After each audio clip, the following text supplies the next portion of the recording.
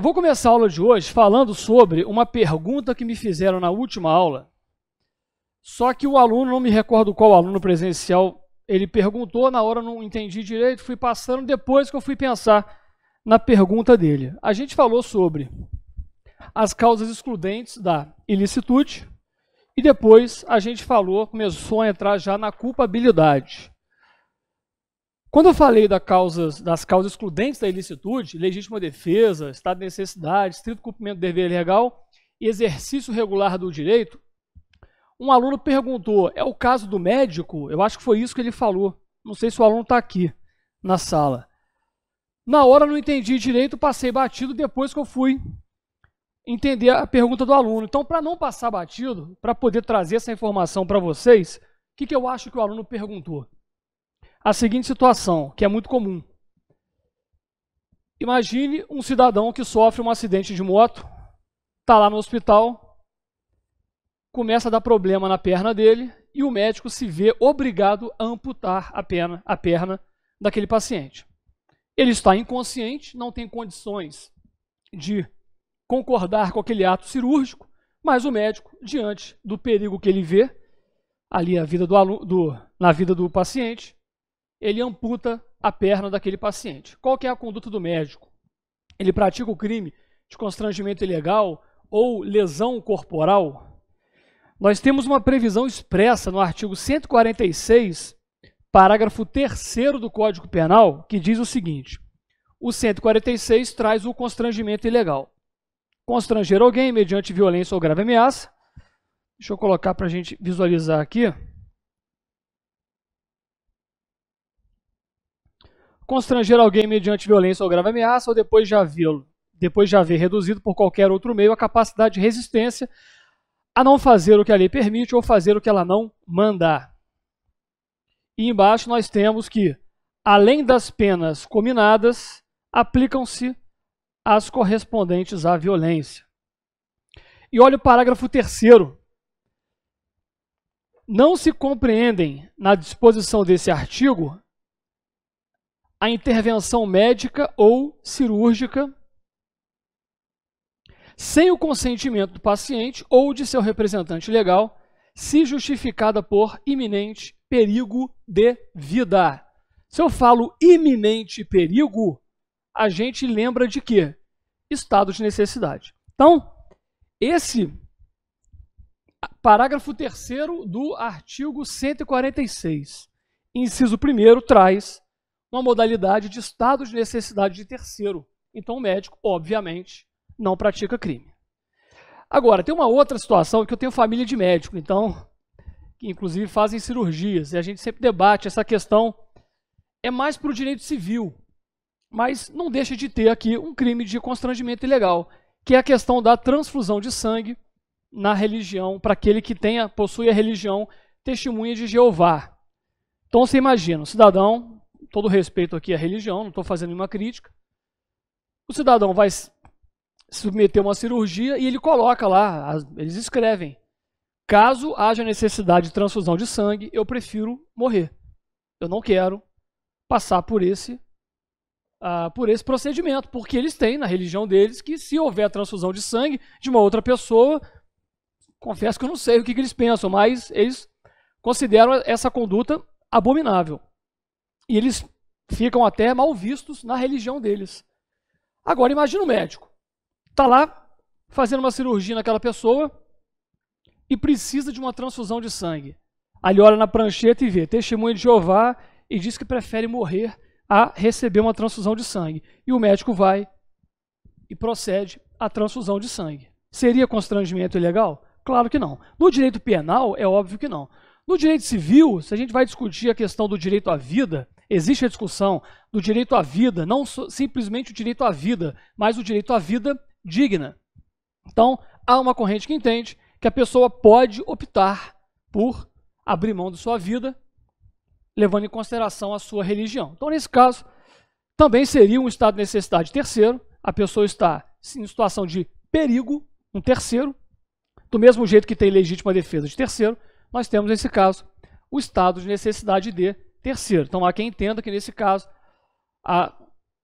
o praticante da testemunha, da religião, testemunha de Jeová, poderia abrir mão, uma questão meramente cível. E essa corrente também entende que se for um filho, ele não pode abrir mão. Eles dizer que o seu filho de 8 anos não vai receber a transfusão de sangue. Nesse caso não, porque ele estaria dispondo de bem jurídico alheio. Quem sabe se o garoto com 18 anos vai trocar de religião? Então, ele poderia essa corrente. Uma questão meramente cível que esbarra no crime de constrangimento ilegal. Mas nós temos aqui essa modalidade de estado de necessidade de terceiro, expresso no artigo 3º, inciso 1º. Eu acho que foi essa a pergunta do aluno. Se não foi, informação a mais para vocês aí. Beleza, meus amigos? Então, na última aula, a gente terminou falando sobre a potencial consciência da ilicitude, como um dos elementos da culpabilidade. A gente está terminando aí o estudo dos elementos do crime. Culpabilidade foi o segundo, potencial consciência da ilicitude foi o segundo, a gente falou da imputabilidade. Finalizamos com a exigibilidade de conduta diversa. Aonde que está a exigibilidade de conduta diversa? Artigo 22 do Código Penal.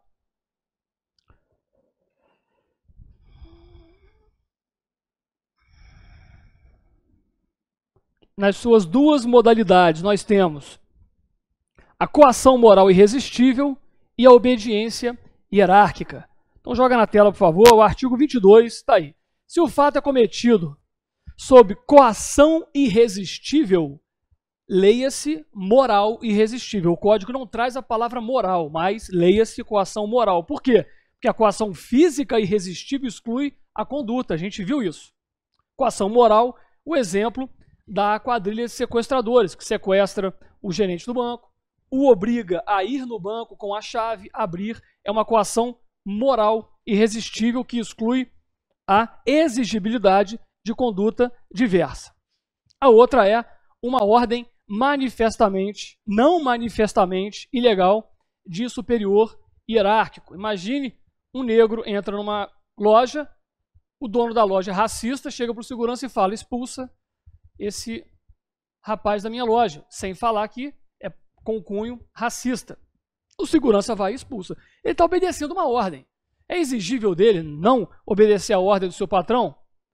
Não é exigível. Agora, e se ele tem certeza absoluta que aquele fato está se dando por uma questão racial? Aí não, porque a ordem seria manifestamente ilegal. Beleza? Isso costuma cair bastante, teoria do crime cai bastante nessa prova. Vou trazer as questões, talvez nessa aula, se der tempo, ou então na quarta aula, que é só de questões, vocês vão ver como que isso é cobrado. Beleza? Então, para finalizar, nós temos então culpabilidade,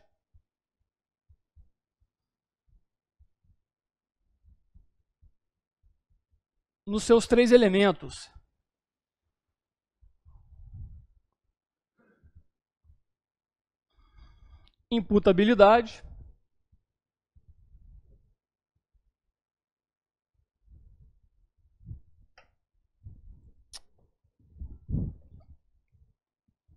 Imputabilidade, potencial consciência da ilicitude, para agilizar aqui, exigibilidade de conduta diversa.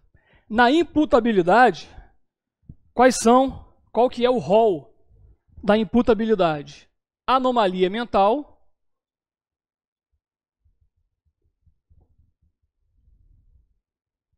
menoridade penal,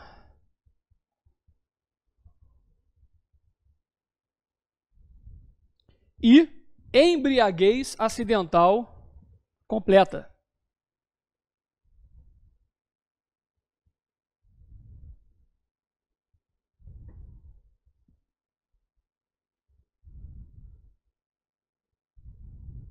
Nessa embriaguez acidental completa, incluam também, salvo engano, o artigo 45 da Lei de Drogas, só confirmando aqui. Isso, 45, traz uma isenção de pena no caso de uma embriaguez proveniente de drogas. Esse é um rol taxativo. Para a exclusão da imputabilidade, nós temos essas 3 situações que é um rol taxativo. Potencial consciência da ilicitude, nós temos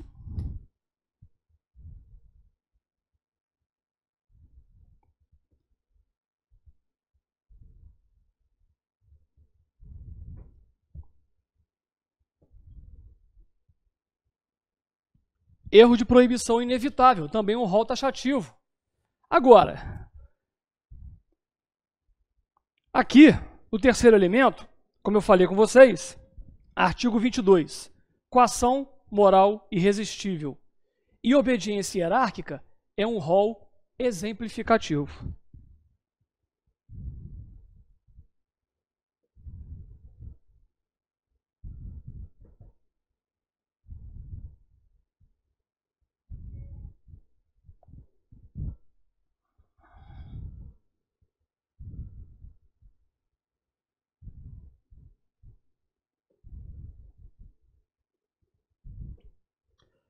Na exigibilidade de conduta diversa, coação moral irresistível e obediência hierárquica, nós temos um rol exemplificativo. Podemos ter outros também.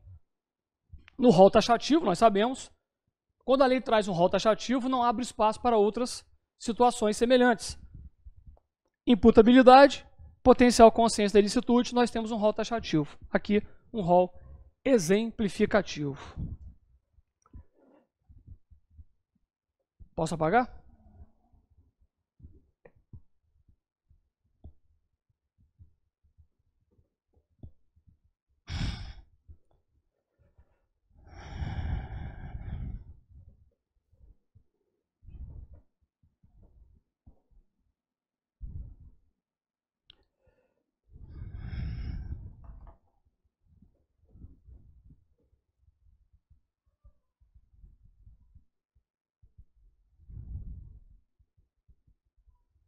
Punibilidade. O que seria a punibilidade? É o direito de punir do Estado.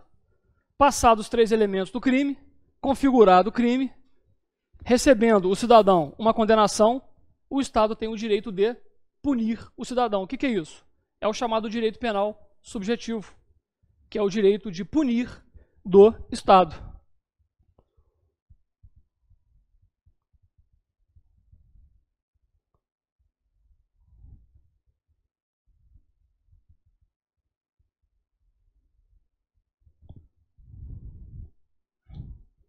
Esse direito é absoluto? Obviamente que não. O Estado possui limites no tocante à punibilidade. A gente falou princípio da legalidade. O que é o princípio da legalidade? É a limitação do poder punitivo do Estado. A gente tem ali uma série de requisitos para a validade da lei penal. E aqui, no tocante à punibilidade, direito penal subjetivo, que é o direito que o Estado tem de punir o cidadão, que é um direito exclusivo. O direito de perseguir a pena não é exclusivo. A gente tem a chamada ação penal privada. Agora, o direito de punir é exclusivo. Tem uma exceção lá na Lei 6.001, salvo engano, confesso que eu não me recordo do artigo, que trata das tribos indígenas, onde a tribo for distante, não houver a presença do Estado, eles podem lá exercer uma certa punibilidade, realizando ali um processo, né, não sei como seria esse processo. Agora, mesmo assim, esse direito de punir teria limites. Não poderia haver penas cruéis, de caráter perpétuo ou de morte. Tá? Só a título de curiosidade, como a Lei 6.001 não está no edital, acho praticamente impossível de cair. Mas, fato é que, em regra, o direito de punir do Estado é exclusivo. E nós temos limites quanto ao tempo, modo e espaço.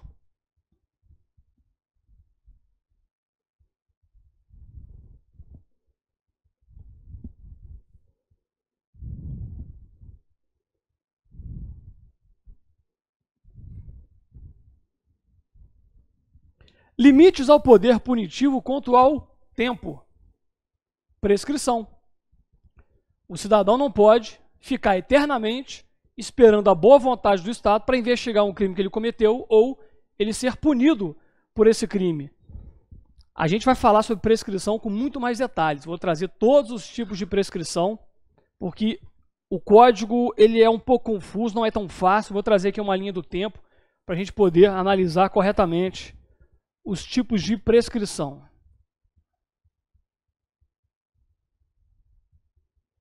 Quanto ao modo, princípio da dignidade da pessoa humana, princípio da humanização das penas. Não cabe penas de caráter cruéis, desumanos, degradantes. Então, com relação ao modo, também temos limites ao poder punitivo do Estado.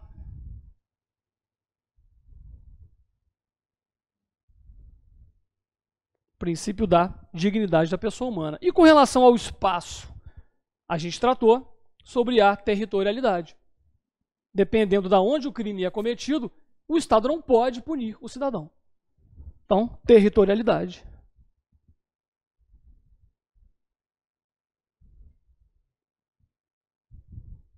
Que nós falamos, o Brasil adota o princípio da territorialidade temperada. Temos aí algumas exceções, embarcações públicas internacionais mesmo em águas nacionais, aplica-se a lei do país, daquela embarcação.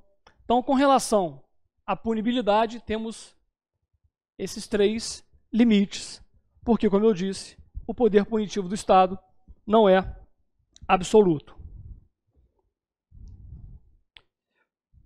O artigo 107 do Código Penal, ele vai trazer um rol de causas extintivas da punibilidade. Só lembrando, para quem quer anotar, esse também é um rol exemplificativo, não é um rol taxativo. Vou trazer 2 exemplos de causas de exclusão da punibilidade que não estão nesse rol taxativo, esse rol exemplificativo do artigo 107. Então, o primeiro deles, falar sobre os mais importantes apenas. A morte do agente, óbvio. Anistia, graça ou indulto. O que seria anistia, graça ou indulto? Primeira diferença, a anistia ela é dada pelo Congresso Nacional, através de lei. Então, a anistia é dada por lei pelo Congresso Nacional. E a graça ou indulto? Graça ou indulto é dado pelo presidente da República. E qual que é a diferença entre graça e indulto? Indulto é coletivo e graça é individual, apenas isso. Beleza?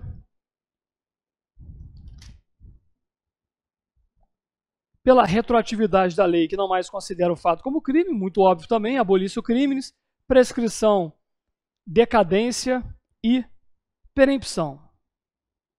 Trazer aqui alguns detalhes rápidos com relação a esses 3 institutos que geram uma certa divergência.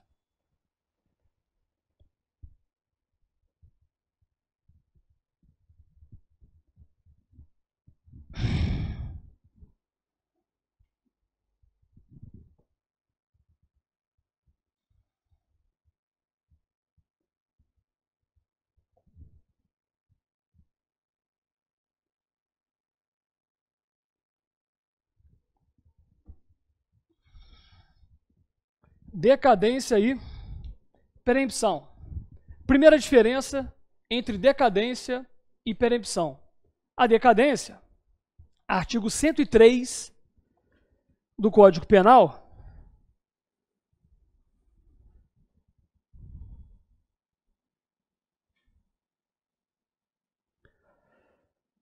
salvo disposição expressa ao contrário, o ofendido decai do direito de queixa ou de representação. Então, se você fala em queixa ou representação, a primeira coisa que vem na cabeça, a decadência ocorre antes da ação penal.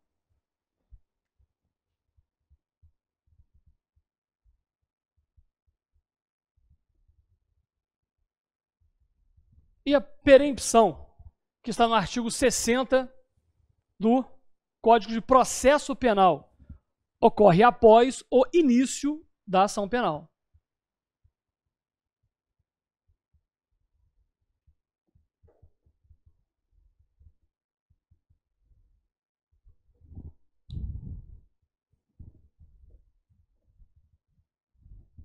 Decadência ocorre quando?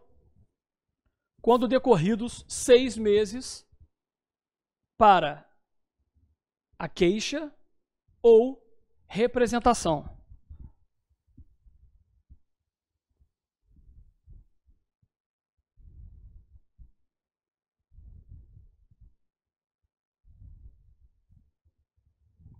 Hiperempção são os casos do artigo 60 do CPP, que aqui não vale a pena a gente dar detalhes, vou deixar para o professor de processo penal.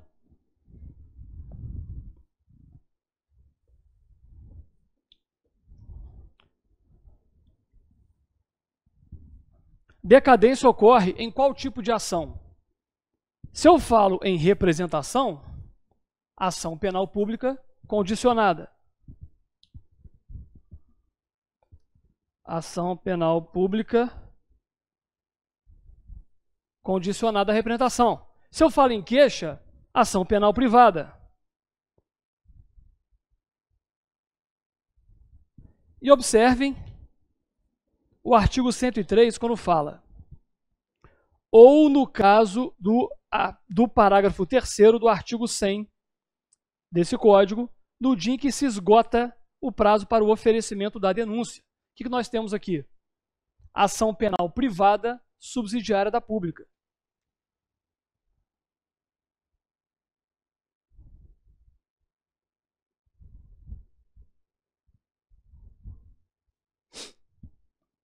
Perempção ocorre quando? Ação penal privada.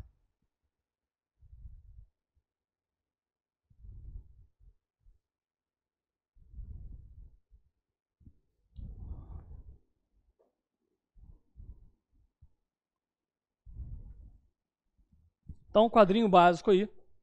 Diferença entre decadência e perempção. E agora eu vou tratar com detalhes a prescrição. Pode pagar todo mundo? Fechou.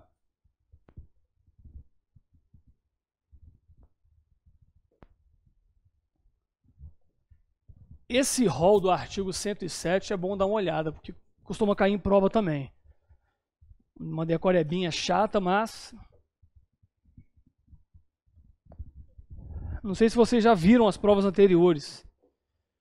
Tem algumas questõezinhas mais doutrinárias, mais teóricas. Agora, a maioria, letra de lei. Então, quando você vê um artigo com 5 incisos, 6 incisos, dá para tirar uma questãozinha tranquila dali, né?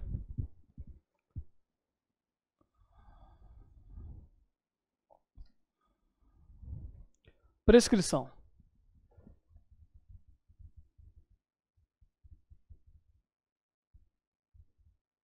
O que seria a prescrição? É a perda do direito de punir do Estado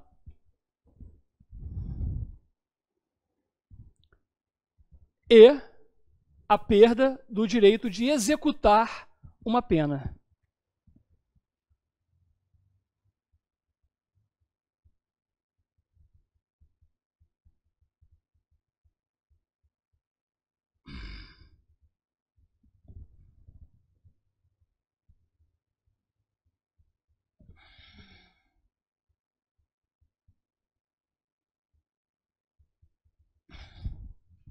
Então a gente consegue enxergar a prescrição em 2 momentos. O primeiro deles, a perda do direito de punir, que ocorre antes do trânsito em julgado de uma sentença penal condenatória.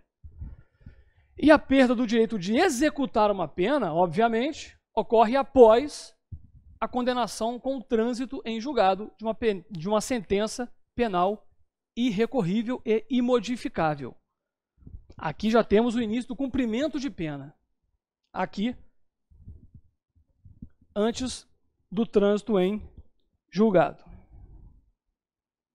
Só lembrando que prescrição é uma matéria de ordem pública que o juiz, inclusive, pode reconhecer de ofício a qualquer momento, mesmo após o trânsito em julgado.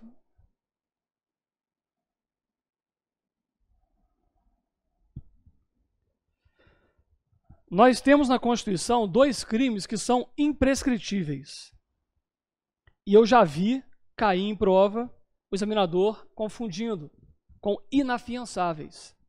Aí coloca, são imprescritíveis, crimes hediondos e equiparados. Na verdade, são inafiançáveis e não imprescritíveis. Tomem cuidado com isso. Na hora da prova a gente fica cansado e acaba dando essas bobeiras. Quais são os 2 crimes imprescritíveis trazidos pela Constituição?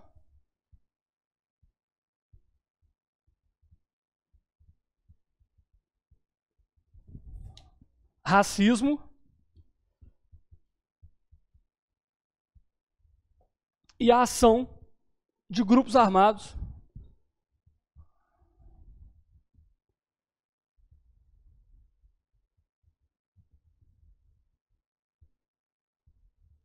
militar ou civil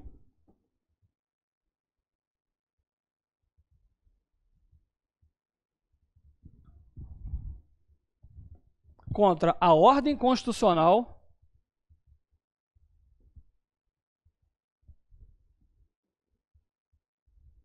e o Estado democrático. Costuma cair, já vi também colocando só militar ou só civil, então atenção a isso.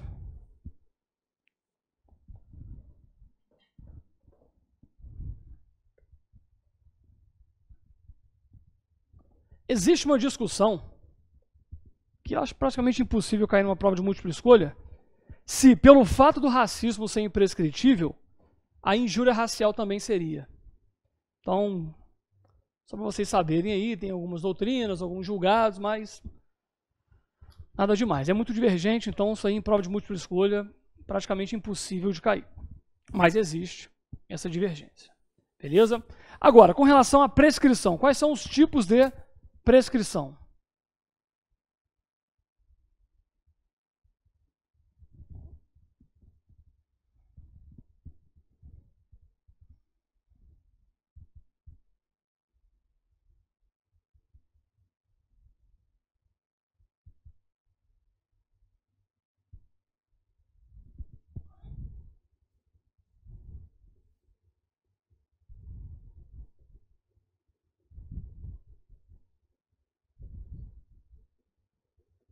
Nós temos a prescrição da pretensão punitiva e a prescrição da pretensão executória. Eu vou ser bem repetitivo com esses nomes, porque para decorar é mais difícil, é chato, às vezes confunde. Então é prescrição da pretensão punitiva, prescrição da pretensão executória.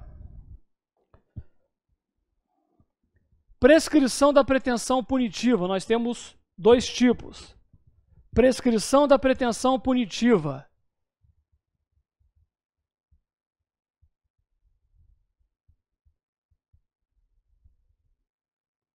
Pela pena em abstrato e pela pena em concreto.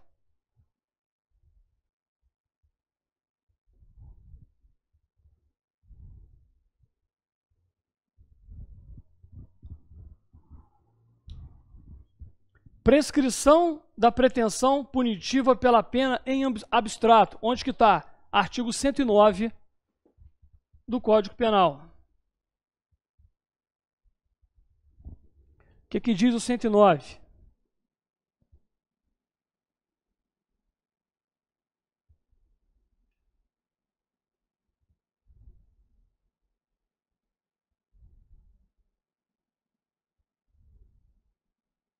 A prescrição antes de transitar em julgado da pretensão punitiva.